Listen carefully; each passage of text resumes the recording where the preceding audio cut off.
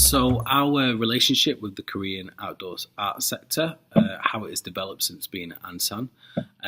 We had the great fortune of performing in Stockton last year, and I was chatting with one of the programmers of a big festival in Seoul, Seoul Festival, who happens to represent a South Korean artist who I was having a conversation with in Ansan. And we've had a kind of few messages back and forth over Facebook and stuff, and we both have a bit of an interest in potentially collaborating and working together. So that's definitely one positive outcome that's come from that. I kind of slowed down towards the end of last year as Rani was curating the festival. And now that we're back into 2018, I'm going to pick that conversation back up and hopefully create a situation where we can develop a work together. In terms of finding more performance opportunities in South Korea, that's been a little bit more difficult. I did manage to meet a couple more people, and I did follow up on those leads, and unfortunately didn't really go to where I'd like them to go. But it seems from being there and from the feedback that we got that actually we're fairly quite well known in South Korea. So hopefully we can capitalise on that. So what did I learn about touring outside of Europe with an outdoor art show? Well, it's, we design our performances to be as high quality but as simple as possible. So we do not have to have any freight or anything like that, or any set that goes with us, or any props per se.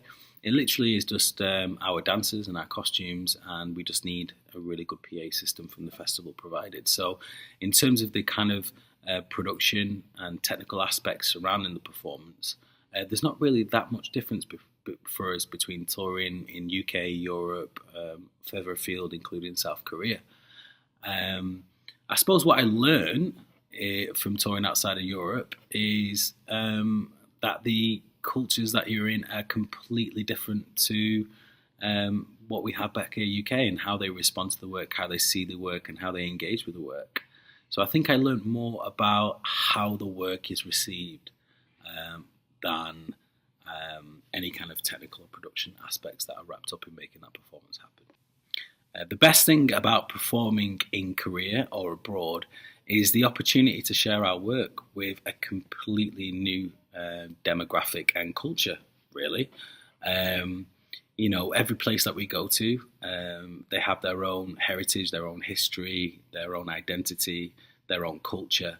So for me, it's a great pleasure to be able to kind of present our work within that context, and to see how our work is interpreted, enjoyed, and engaged by people who have very different approaches and what's life than I do.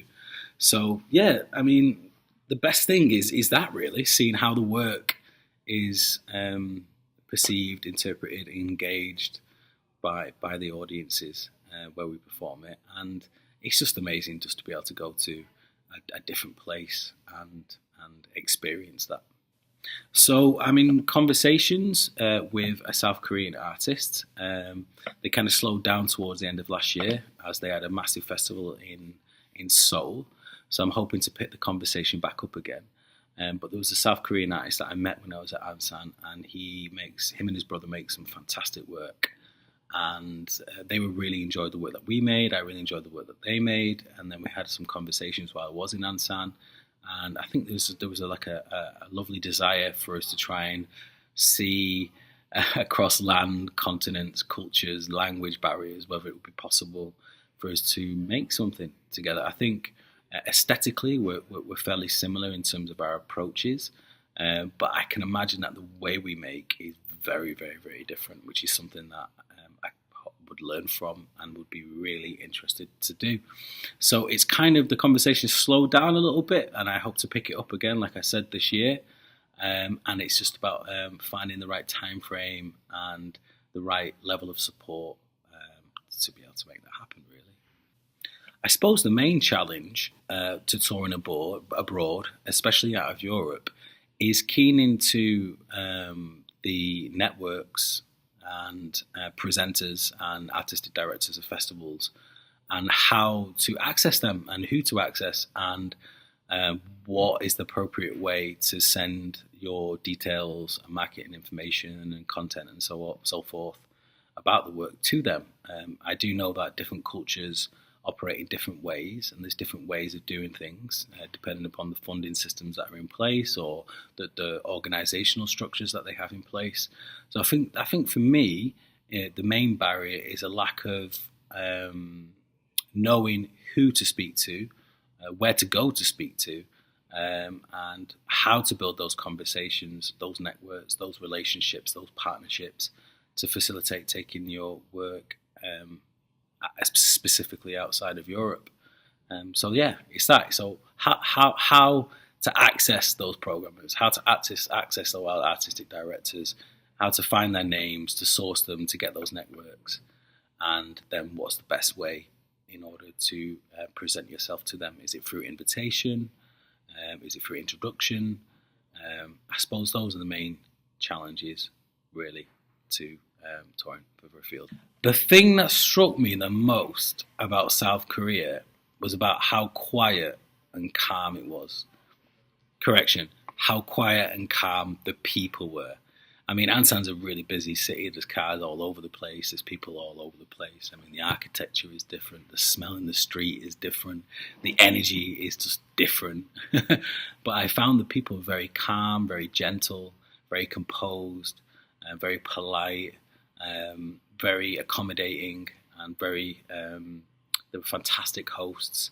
So I just think, it's just such a different culture to ours. And I found that particularly interesting. And the audiences as well, are very different from the UK. I mean, sometimes we've taken our work to maybe more challenging areas, and we've had to kind of really overcome maybe some stigma to men dancing, I guess, or, we've had to kind of break down some barriers, or we've had people who've acted inappropriate and maybe try to, walk through the performance space or close the performance down for some reason. I'm not too sure why they would do that, but I can't imagine that ever happening in Korea. I just can't imagine that happening. I think people are very aware of one another. I think people are very respectful of one another. And when I watched the audiences, people were really, really, really engaged and really watching what was happening. And many people came up to us afterwards, and even though there was the language barrier there was still the smiles and the acknowledgement of something that we'd shared together. It was a shared experience between performer and audience. And what would I say Extracts and Platform 4 UK have done for me and my company? Well, I can't thank them enough. I mean, we wouldn't have got to Korea if it wasn't for them. I think it gave us an international platform outside of Europe, which I think was fantastic. So it gave us an opportunity to see work as well that we might not necessarily get in Europe, but also the opportunity to speak to some people that we might not necessarily met in Europe, and try and find some other opportunities for the company. I think the advocacy that they've done for us has been fantastic. I really feel that they have our back 100%. They just can't do enough to support us and help us in us trying to make work, put work out there, and meet the people that we need to meet in order to facilitate that. So there's a whole host of things they've done, from organisation-wise, from advice to guidance to advocacy. It's been quite invaluable, really. And how do I think P4 UK can help us in the future? I think continuing doing what they're doing, supporting the company, advocating for the company, sharing our work with people who are in positions to help us develop more opportunities. It'd be really, really great if they could link us up to more festival programmers and directors, which they already do anyway. So, but if they could do that even more, especially in non-European context, that would be fantastic. And also as well, feedback to us about how our work was received, or was it received well? I presume it was. We always get positive feedback. So I think they're the main things that P4 UK can do for us. And I just want to say a big fat thank you for everything that you've done for us so far.